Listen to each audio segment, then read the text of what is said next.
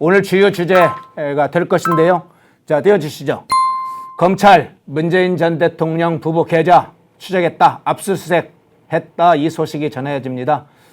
문재인 전 대통령의 사위 서창호 씨 취업 특혜 의혹은 이미 여러 가지로 알려졌는데요.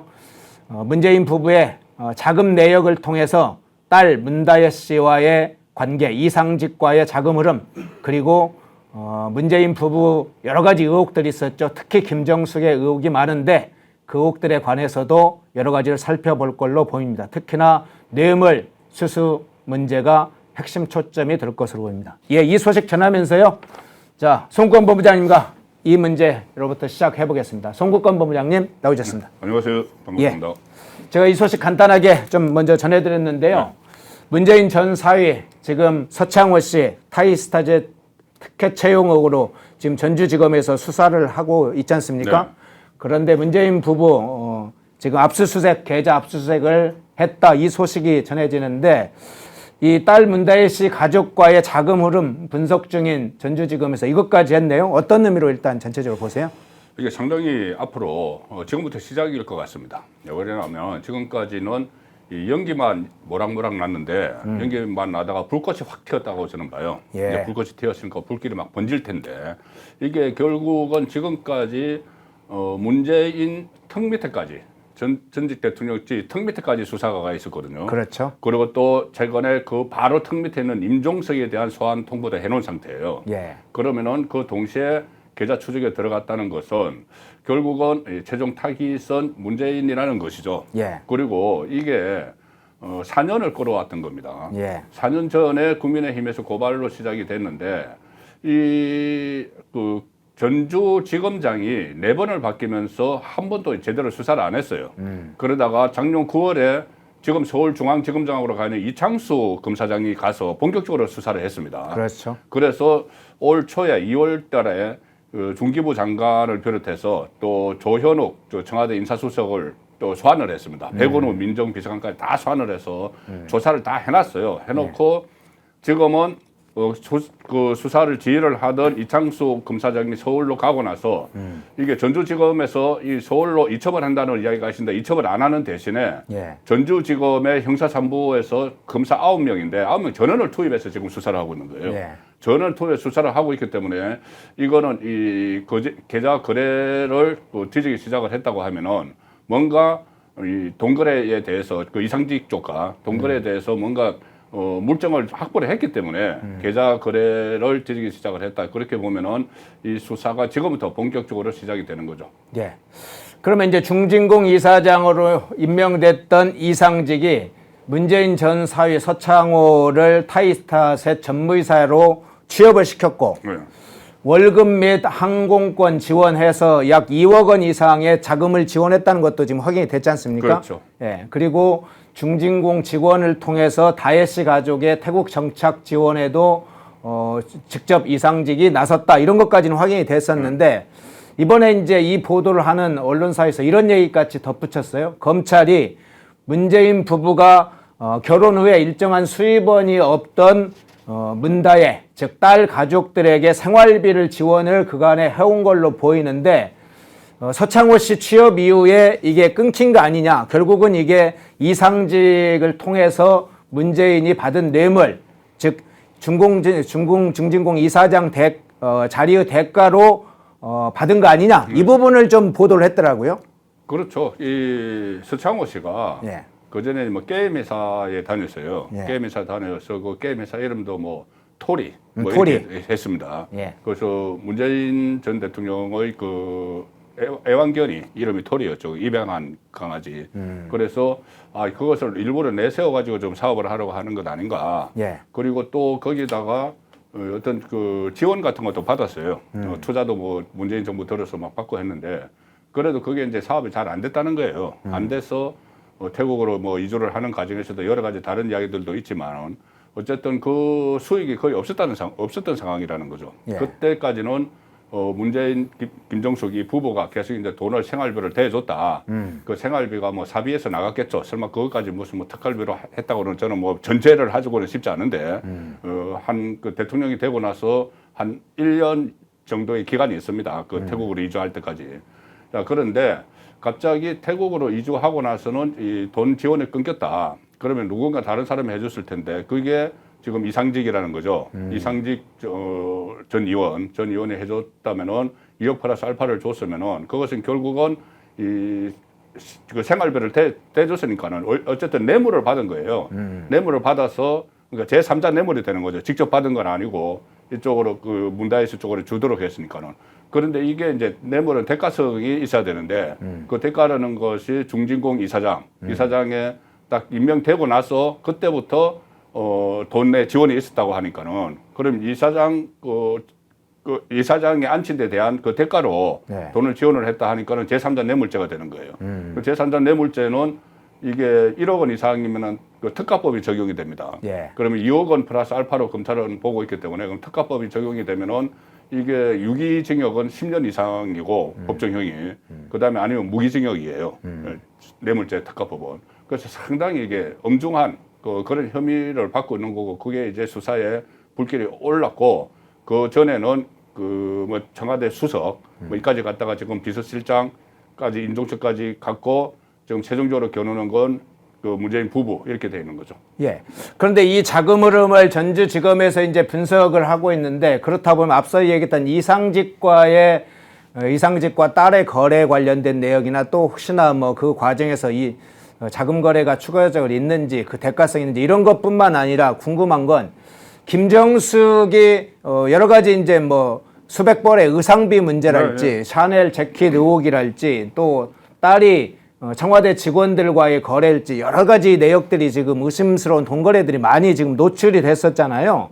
그러면 추가적으로 특히나 김정숙의 계좌에서 뭐 양산 집배 문제도 여러 가지 이야기가 있던데 추가적으로 어떤 이상직 외의 건들도 터질 가능성은 어떻게 보세요? 그러니까 제가 조금 전에 특활비 살짝 언급했잖아요. 예.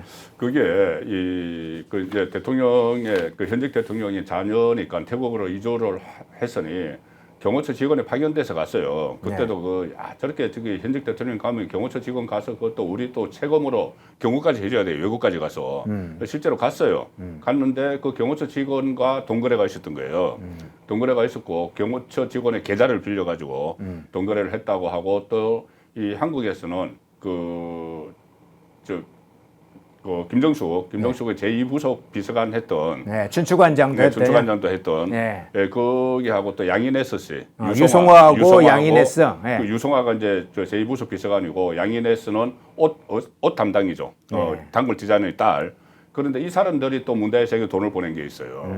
그렇다면은 이 사람들은 자기 월급 가지고 돈을 보냈을까? 이 유성아 씨는 그 특활비를 관리를 했거든요.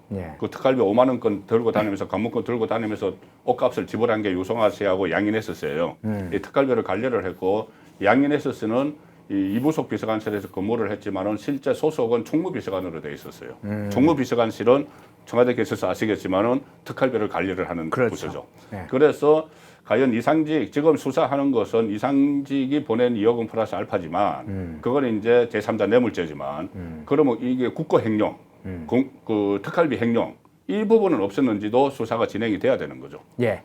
지금 소리가 우리 송권 본부장님 마이크 소리가 좀 작다고 하니까 소리를 조금 더 한번 그쪽에서 키워주시겠습니까? 예.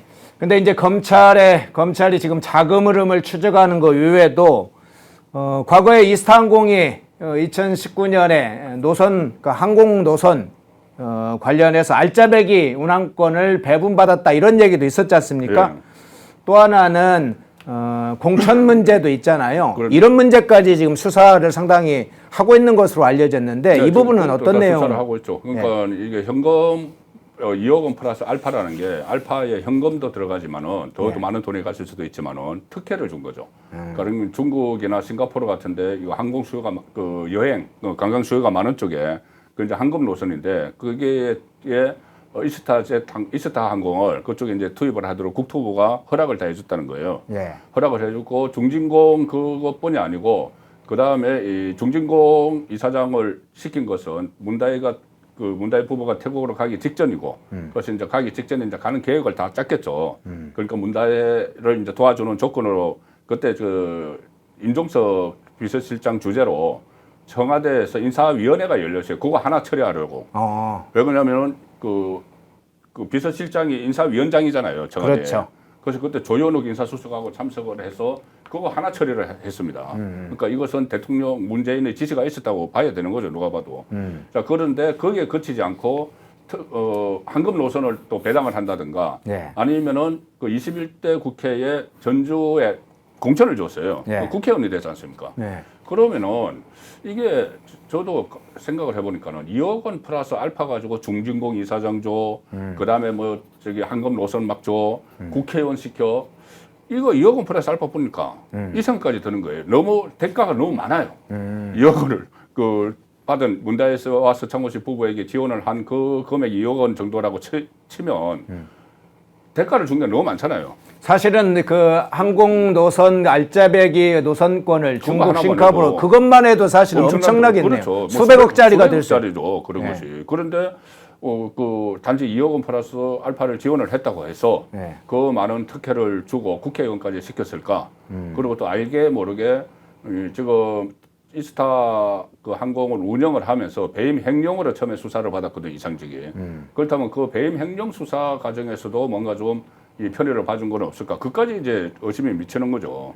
너무 이 과다하게 지금 뭐 대가를 주고 이렇게 대가를 준 걸로 파악이 되고 있으므로 또 다른 또 더 큰 거래가 있지 않았나 그런 생각을 할 수가 있는 거죠. 예, 문재인 부부의 계좌 추적 그리고 수상한 돈 거래, 청탁, 특혜 지원 이런 부분을 중심으로 다뤄봤는데, 자 임종석 비서실장 소환 문제도 한번 엮어서 이야기를 해보겠습니다.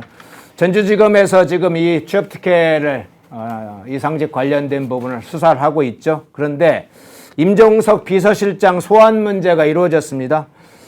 지금 두 곳에서 수사를 하고 있죠. 전주지검뿐만 아니라 서울중앙지검에서도 김정숙 관련된 수사를 별도로 하고 있는데, 임종석 비서실장 관련해서는 지금 이제 이상직 임명 과정에서 뭔가 임종석이 개입하지 않았느냐 이런 걸 의혹을 가지고 있는 것 같은데, 일단 검찰의 소환 조사 통보가 있었고 이달 말이면 조사가 이루어질 것이다 이런 얘기가 있어요. 이달 중에는 조사가 이루어지죠. 예. 본인이 임종석 본인이 이거 공개를 했어요. 나 소환 통보 받았다고. 예, 정치 뜻 박해받고 있다. 정치 보복이다. 예. 또 이렇게 주장을 했는데, 이게 그 전에 지난번 그 전주지검 인사가 나기 전에 이창수 전주지검장이 서울중앙지검장 인사가 나기 전에 그때 이야기가 났지 않습니까? 저 윤상현 의원이 이렇게 문제를 제기를 했는데, 그 박성재 법무부 장관하고 이창수 그러니까 그 이원석 검찰총장이 인사 협의를 하고 나서 그 다음 날 바로 친문 그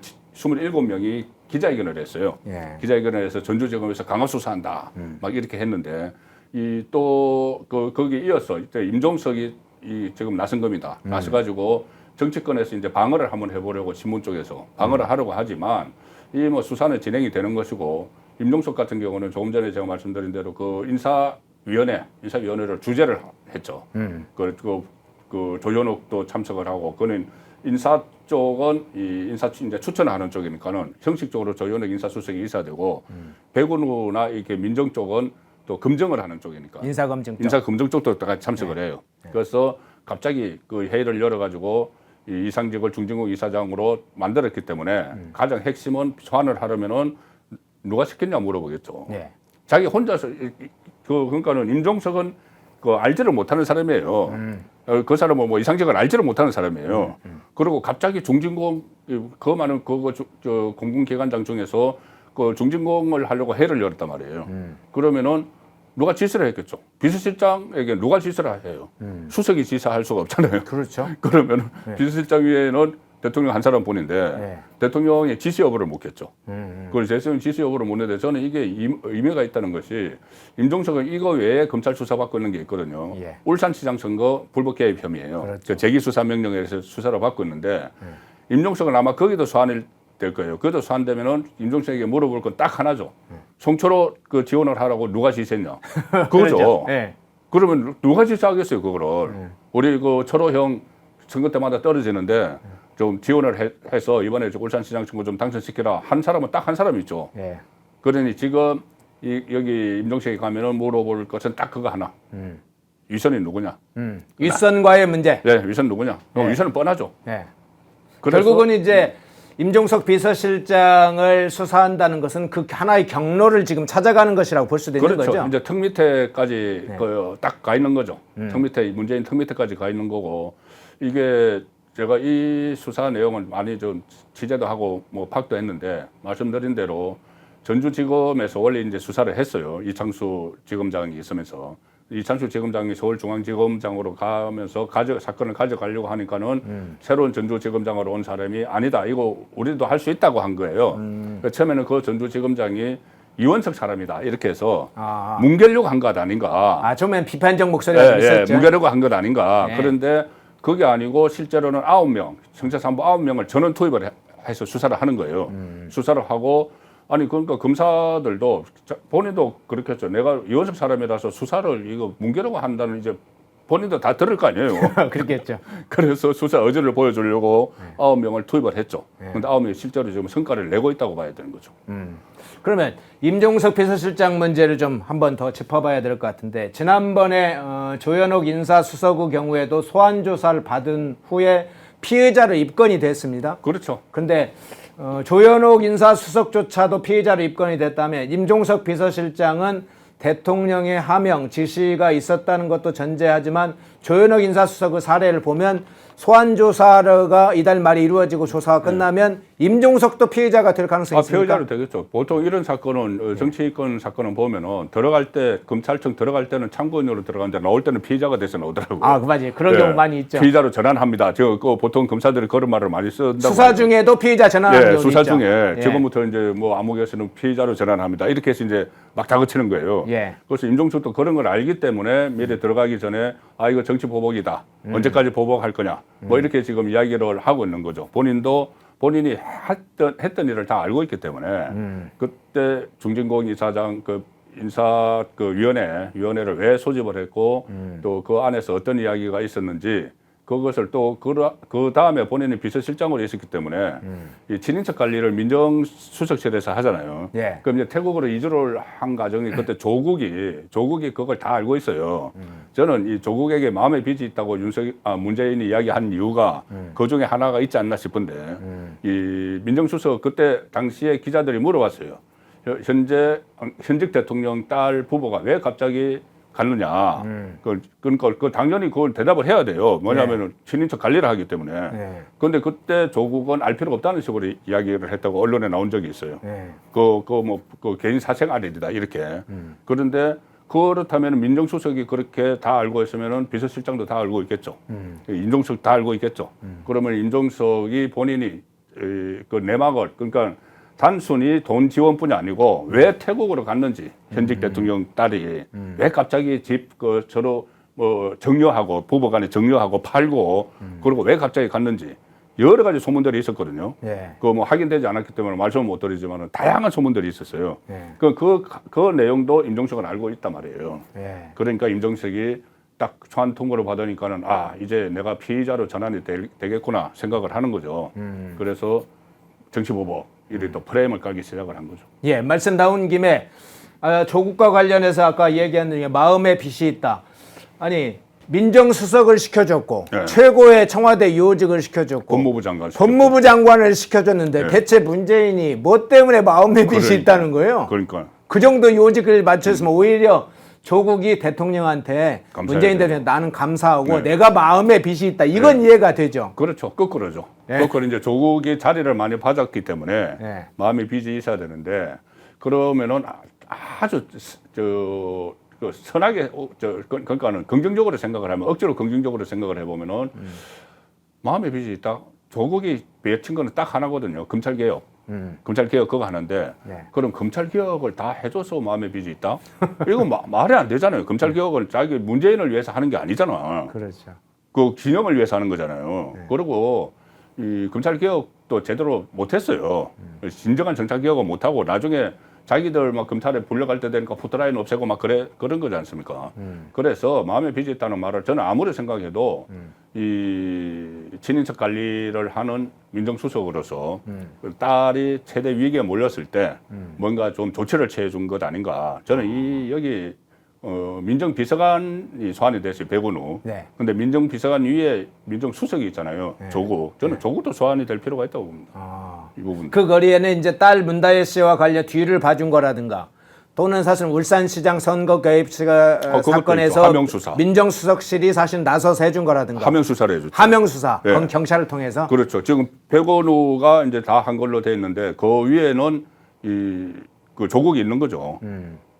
백원우가 아무리 실세 민정비서관이라도 그런 건 다 민정수석에게 보고를 안 했으면 그건 엉망인 거죠. 그렇죠. 예, 그 정부 초기인데 그때. 직권남용이죠 그 자체가. 네, 그렇죠. 네. 그거는 엄청난 그 하극상이 될 수도 있는 거고, 그거는 그 기강이 완전히 흔들리는 게 되는 거죠. 보고도 안 했다고 하면 더 큰 문제가 될 수도 있죠. 예. 마음의 빚이 있다고 하는 문재인의 발언, 조국에 대해서 무슨 마음의 빚을 지고 있을까요? 그만큼 뭔가 덜미가 잡혀 있다는 것을 말하는 것이겠죠. 그렇게 요직을 주고도 마음의 빚이 있다. 이해하기 어려운 일들이 벌어지고 있는 것이죠. 임종석 얘기를 했으니까 맞아 이제 김정숙 문제도 한번 좀 다뤄볼게요. 서울중앙지검 형사 2부가 김정숙 그 수사를 지금 담당하고 있죠. 샤넬 재킷 관련 의혹에 대한 수사도 하고 있고 인도 타지마할 관련된 수사도 하고 있는데 샤넬 재킷 관련해서는 국립한글 박물관장 그리고 직원 주프랑스 한국문화원장 이런 다 소환 조사를 했습니다. 인도 타지마할 외유 의혹과 관련해서는 외교부 문체부 담당 과장하고 실무자 그리고 최근에는 주 인도대사관 관계자까지 소환을 다 했는데 지금 서울중앙지검이 이런 인도 타지마할과 샤넬 재킷 관련된 수사를 상당히 집중적으로 하고 있는데 검찰의 지금 수사 단계가 지금 어디까지 와 있다고 일단 보세요? 이것도 저는 문재인도 곧 소환이 되겠지만 소환이 안 할 수가 없는 상황이죠. 예. 비슷실성까지 하면. 그런데 이것도 김정숙 소환을 안 하면 오히려 이상하다고 생각을 하는 게 너무 여러 곳에서 지금 막 터지고 있어요. 네. 이게 가령 예를 들어서 샤넬 자켓은 핵심은 뭐 복잡하게 막 해놨어요. 본인들이 복잡하게 해놨는데 핵심은 뭐 수천만 원짜리 샤넬 자켓을 빌려 입었는데 그 샤넬 자켓이 김정숙 장롱에 지금 옷장에 들어가 있느냐는 문제예요. 옷장에 들어가 있을 가능성이 커요 지금 반납 안 하고. 그런데 이것과 관련해서 여러 명을 소환을 했잖아요. 뭐 전시를 했던 사람하고도 디자이너, 그 샤넬 한국인 디자이너까지 지금 뭐 소환을 하고 이렇게 하고 있는 상황이고 이 타지마할과 관련해서도 또 여러 가지 소환을 참고인들을 다 소환을 했어요. 그 외교부 과장, 그다음에 문체부 과장, 인도 대사관 직원 다 소환을 했죠. 예. 또 하나 있습니다. 특활비, 감봉권 특활비와 관련해서는 경찰이 소환을 했어요. 경찰이 이 단골 디자이너, 그 의상실, 옷가게 거기도 소환을 했고 해서 김정숙과 관련된 여러 가지들이 뭐 타지마할은 그 핵심은 그거죠. 4억 원 국고 그 예비비 편성해서 전용기 타고 간 거. 예. 그런 부분이 여기저기서 막 그 검찰이 소환 조사를 하고 또 경찰도 하고 있고 경찰이 소환 조사를 하고 있는 건 검찰에도 이게 고소고발이 돼 있는 상황이에요. 예. 감봉권 특활비. 예. 그러면은 이제 소환 다 했으면은 김정숙을 이제 소환을 해야 되겠죠. 김정숙 소환을 하면은 저번에 김건희 여사 소환했을 때 검찰이 그렇게 조사했잖아요. 처음에는 도이치모터스 가지고 불러서 대면 조사를 했죠. 하다가 오신 김에 디올 파우치도 물어보겠습니다 해서 그것까지 조사가 이루어졌잖아요. 네. 그러면 이번에도 한번 불러서 타지마할로 부르든지 샤넬로 부르든지 감봉권으로 부르든지 불러서 다 조사해야 돼요. 지금까지 제기된 문제들 전부 다 조사를 해야 됩니다. 그래야지 국민이 지금 알아야 됩니다. 이게 계속 변죽만 올려가지고는 안 되거든요. 참고인들만 다 참고인 조사하는 목적이 뭡니까? 목적이 그 주체를 캐내기 위해서죠. 누가 이 범행을 저질렀는지. 뭐 검찰이 수사하는 건 범행 저지른 걸 수사를 하는 거니까. 그걸 알기 위해서는 조만간 김정숙도 이제 소환이 되면은 문재인 김정숙 부부가 쌍소환이 될 가능성이 저는 많다고 봅니다. 예, 문재인 부부 쌍소환된다. 그런데 이 부분은 좀 하나 지금 어떻게 판단하는 게 좋을지 어떻게 할지 이 부분이 궁금한 게 있어요. 지금 문재인 부부와 관련된 그리고 그 가족들이 수사 대상이 돼서 지금 전주지검과 서울중앙지검이 별도로 하고 있잖아요. 네. 서울중앙지검으로 사건이 옮겨질 거다는 예상과 달리 이것도 이제 별도로 어쨌든 전주지검에서 계속 하고 있는데 이 수사 지금 별도로 수사를 해서 기소를 하는 게 나은지 지난번 다른 이재명 사건처럼 그렇게 하게 될 것인지 그 부분은 어떻게 보시고요? 그건 이제 지금 이원석 검찰총장 체제가 9월 15일 날 끝나고 네. 새로운 검찰청장이 이제 그 검찰총장이 이제 들어서지 않습니까? 심우정 지금 지금 인사청문회 끝나고 나면은 심우정 검찰총장 체제가 들어서는데 거기서 이제 파악을 해야 되는데 이게 이렇게 동시다발적으로 여러 곳에서 터지면은 저는 나중에 특별수사본부까지 그 특별수사본부? 네, 그거 구성 가능성도 있습니다. 아. 왜냐하면은 워낙 여러 가지입니다. 네네. 문재인만 봐도 지금 해결되지 않은 것들이 지금 그 울산시장 선거 불법 개입 그것도 몸통이잖아요. 그렇죠. 그거 있죠. 그 다음에 산자부 블랙리스트 있죠. 뭐 부동산 그 통계 조작 예, 예. 이런 거 있죠. 아이고야. 우리 서해 공무원 월북몰이 있죠. 예. 그 다음에 월성원전 경제성 조작 있죠. 예. 수사 굉장히 많아요. 야, 이재명의 그 4개 재판 11개 사건 이렇게 얘기했는데 그렇죠. 문재인은 뭐 또 문재인은 잘하면 2자릿수 되겠는데. 그럼 2자릿수 될 수 있어요. 그 혐의가. 그러니까 예. 그리고 문재인은 현직 대통령 현직 그 국가원수로 재임하는 기간 중에 다 일어났던 일이에요. 그렇죠. 직무 중에 다. 네, 직무 중에 다 일어났습니다. 그리고 그 배우자인 김종석은 타지마할 무슨 뭐 감봉권, 뭐 호화 기내식도 있고 또 지금 그 문제가 되고 있는 샤넬 자켓, 그 다음에 특활비로 옷 구두 막 산 거 굉장히 많잖아요. 예. 이거를 각 지검에서 이렇게 나눠서 하기보다는 아예 수사팀을 하나 별도로 만들어야죠. 이거 제대로 하려면은. 예.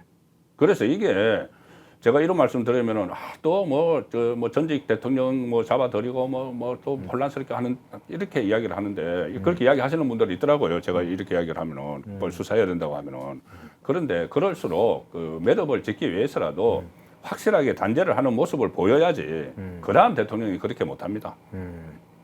아니 사건이 웬만해야 뭐 이게 그냥 넘어가죠. 예, 좀 웬만해야 이제 그냥 전직 넘어가죠. 대통령이니까 예우 차원에서 뭐 이런 정도 사건은 이렇게 이야기할 수 있는 범위가 아니라 아예 국정농단도 이런 규모의 국정농단이 지금 2명 이재명, 문재인 양측으로 지금 쌍축 국정농단이 벌어지는 거잖아요. 그래서 제가 뭐 이제 뭐 이재명이야 사실은 국가원수는 아니었으니까. 그것도 뭐 경기도지사 시절, 아, 그러네요. 네, 그것도. 성남시장 시절, 예, 시정농단. 네, 전형적인 시정농장이고 도정농단이 되는 거죠. 네. 그리고 그게 결국은 그런 사람이 대통령이 되려고 하기 때문에 그것도 아주 심각한 그러니까 잠재적인 그런 이제 국정농단이 될 수 있는 거죠. 국정농단을 일으킬 수 있는 그런 전력들이 있기 때문에 그래서 제가 처음부터 이야기했던 게 신적폐 청산을 해야 된다고 그리고 또 그 윤석열 대통령을 국민이 뽑아준 이유가 저는 그거라고 보거든요. 그렇죠. 워낙 그 문재인 때 여러 의혹들도 많고 이재명 대장동도 그때 막 터졌잖아요.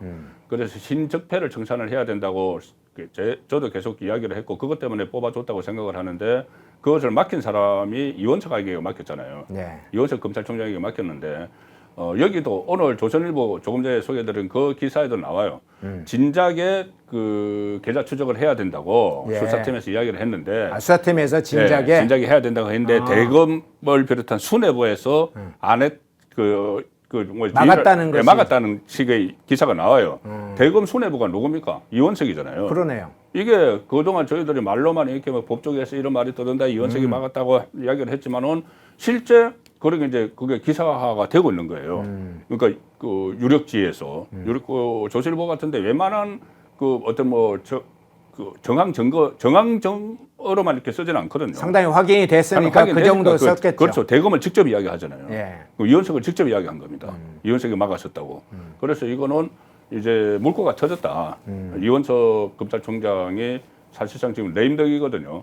임기 이제 얼마 안 남았어. 후임까지 거의 다 정해졌기 때문에 레임덕이어서 각 지검에서 수사를 막 하고 있는데 이게 심우정 체제로 가면 한번 정리를 해야 되지 않습니까?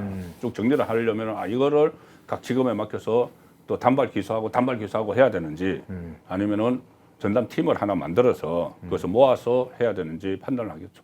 네. 문재인 부부 계좌 압수수색 하면서 벌어진 일들 좀 살펴봤습니다. 이 건이 앞에 오늘 아침에 갑자기 긴급 단독 보도로 떠서 이 사항을 좀 자세히 다뤄봤고요.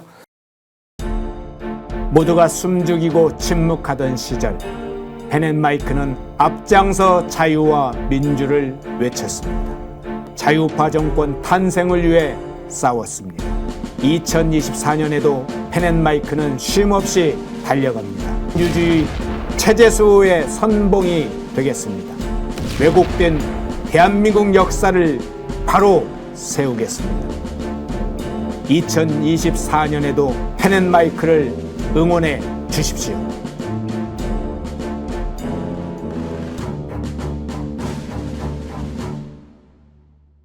인터넷 검색창에 펜앤마켓을 검색해 주세요. 펜앤마켓은 펜앤드마이크 구독자분들을 위한 종합 쇼핑몰로 좋은 상품으로 온라인 최저가를 목표로 하는 마켓입니다. 많은 관심과 사랑 부탁드립니다.